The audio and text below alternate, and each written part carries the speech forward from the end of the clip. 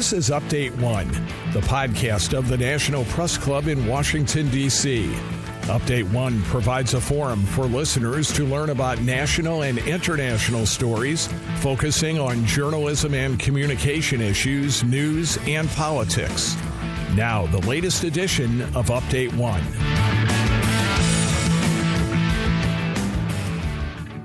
Among the institutions on which the year of the pandemic took a serious toll is our own National Press Club. I'm Irv Chapman, a longtime member of the club, and on this edition of Update One, I'll be talking with the 113th president of the National Press Club, Michael Friedman.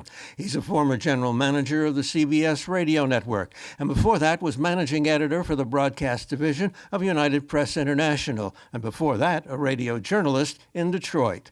Mike, we're in Washington, D.C., where the mayors had to declare a series of health emergencies, banning us from filling the ballroom for press conference lunches and award dinners, and for that matter, banning indoor dining altogether. Start with press conferences. You've had to learn how to go virtual, haven't you? We did indeed, Irv. Beginning in mid-March, when the press club was forced to suspend all in-person services as the pandemic began to envelop everyone, we switched to virtual newsmaker and headliner interviews using our broadcast operations center. The pivot was quick and the pivot was successful. Over the course of the year, we still conducted over 50 interviews, and more than 40 of those were conducted virtually. One of the advantages was that we were able to capture guests that we would not otherwise have had as newsmakers at the National Press Club. And I'll offer as example Jane Goodall, who joined us from her home in England. We had Bob Costas from Los Angeles and a number of other people from their homes around the world. So there was a silver lining to this in that we were able to interview a number of newsmakers that we might not otherwise have had in 2020. And it's also that audiences have been able to join from faraway places. Now, you gave out awards to some outstanding broadcast journalists this year. Our Fourth Estate Award this year was bestowed upon Susan Zirinsky, who is the first woman to head a network news division. Susan Zirinsky has been with CBS News for almost 50 years, and it was a real pleasure to be able to honor her as one of those to whom we bestowed awards at our Fourth Estate Awards dinner, which was another virtual affair that took place this fall. And we also had our competitive National Journalism Awards competition, which was no small feat this year because the judging is generally done in person. People sit down and they compare notes on the different nominees for awards, and we had to do everything virtually. But we were able to honor a number of fine journalists for their terrific work over the course of the last year. And that evening, we also bestowed a President's Award on Charles Osgood, who many of our listeners will recall was the longtime host of CBS Sunday Morning and also the Osgood File on CBS Radio. And a former colleague of mine, so that was personally heartwarming. The ceremony in which you passed the baton to your successor, Lisa Matthews of the Associated Press, that will also be a charity event, won't it? I'll be handing the baton off to Lisa Matthews, who will become our 114th president of the National Press Club at our first ever virtual inaugural to take place on January 30th. Lisa will be sworn in by my former CBS News colleague, Dan Rather, and we're so proud of that. And yes, all of the proceeds from the inaugural in 2021 will be used for our Help the Heroes program, under which our kitchen staff at the Press Club prepares meals to go for the nurses and other critical staff of the Howard University Hospital. And this entire effort has been funded by corporate and individual donations, and the proceeds from the inaugural event this year will go to Help the Heroes. The National Press Club and its affiliate, the Journalism Institute, have also continued their advocacy for press freedom around the world. Talk about that. There have been more than 800 journalists over the course of 2020 who were assaulted in the course of their duties. And a number of those assaults occurred during the demonstrations that have occurred on their streets this summer and fall. We're very proud that through our Press Freedom Committee, the National Press Club Journalism Institute and the National Press Club have spoken out jointly for press freedom in support of these journalists who have been injured in the line of duty, who have been arrested along the way. And that's here in the United States. That's not in some foreign land. It's been extremely difficult for journalists in the United States to function over the course of the past few years when no less than the President of the United States has referred to reporters as enemies of the American people. And while journalists are certainly used to criticism, there seems to be a new level of it out there in certain circles now. And they need our support. And we are very proud that the Journalism Institute and the Press Club have been there, we believe, at every turn to support our journalists here and abroad. We also have redoubled our efforts over the course of 2020 to help bring Austin Tice home. Austin Tice is a freelance photojournalist who was taken prisoner in Syria more than 8 years ago. We believe he's alive. We believe there is an opportunity to bring him home, and we're doing everything we can to help in that effort.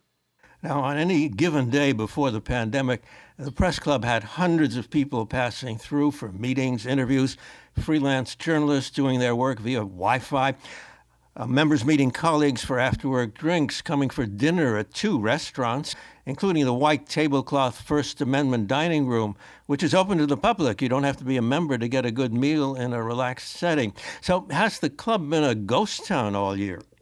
Well, it certainly hasn't been heavily populated, I can tell you that. But what we haven't been able to do in person, we have been able to do in kind and virtually. The club established takeout service for food and delivery service for food.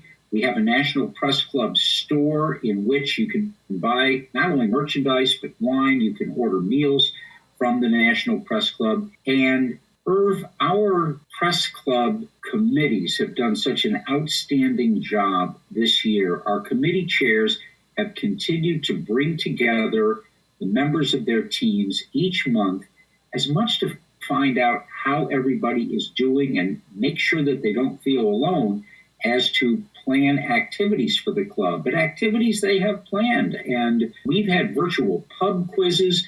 We've had a number of other events that have taken place this year that have kept the press club together. Our executive director, Bill McCarron, has been working 24/7 since this pandemic hit in March of 2020. And I believe that he and I are most proud of the fact that we have been able to maintain the morale and the momentum and the membership of the National Press Club. That has been hugely important. And I'll just mention here that one of our efforts to show both how much we care about our members and to also try and draw some additional revenue into the club was articulated in our 2-for-1 arrangement for members this year. We offered a special opportunity for members if they paid in full for 2021 by around Thanksgiving. They would receive their membership for 2022 for free. And it was an outstanding opportunity to save money, and it also helped the press club generate revenue for this year, which was much needed. We had over 500 members take advantage of that opportunity, and it netted the press club some $400,000 in revenue this year. Well, the club never actually closed its doors, did it? And we're very proud of that.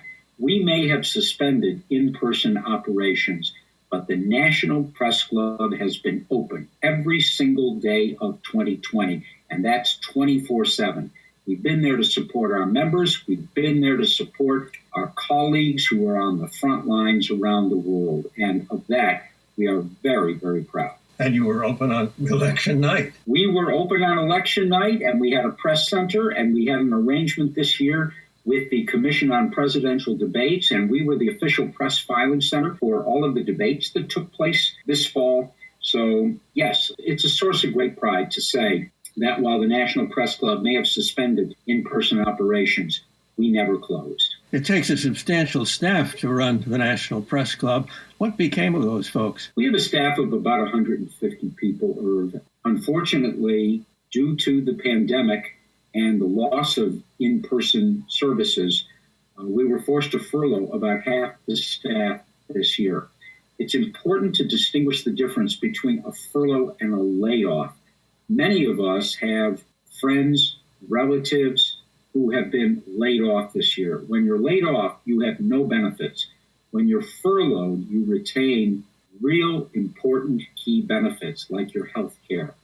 The employees of the National Press Club who were not able to stay on the job this year were furloughed, which means they are continuing to receive their health care benefits in addition to the unemployment benefits that have been offered by their home cities and states and the federal government.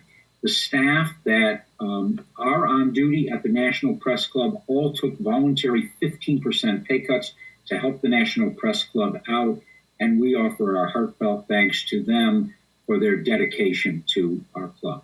You're also something of a souvenir hunter in your year presiding over the Press Club. Tell me about some of those mementos. We're very proud to have received as a donation from Edward R. Murrow's family the several personal effects of Edward R. Murrow, including his briefcase and on the fun side, his poker chips and dice.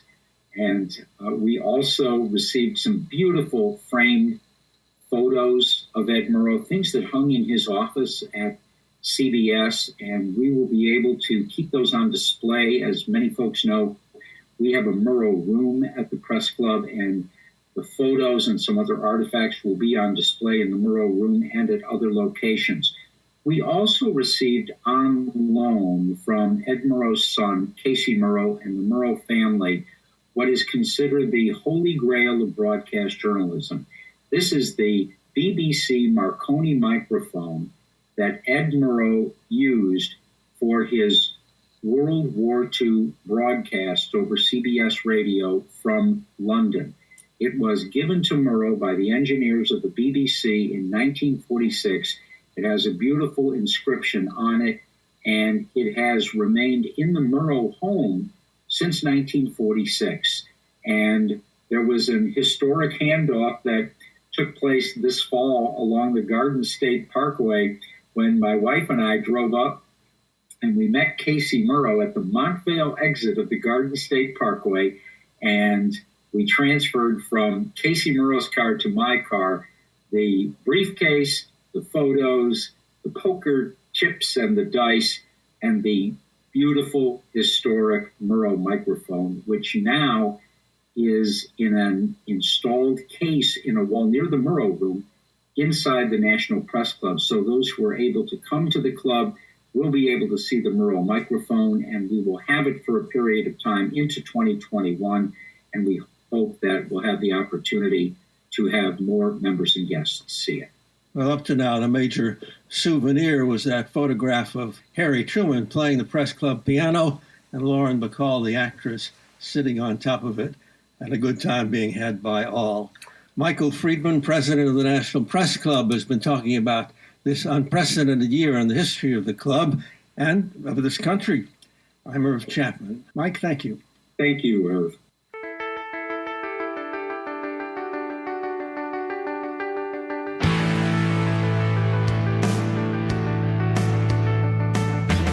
Update One is a production of the National Press Club's Broadcast Podcast Committee. You can comment on this podcast or any episode of Update One by sending an email to update1podcast, that's update the number 1 podcast @gmail.com. Thanks for listening to Update One.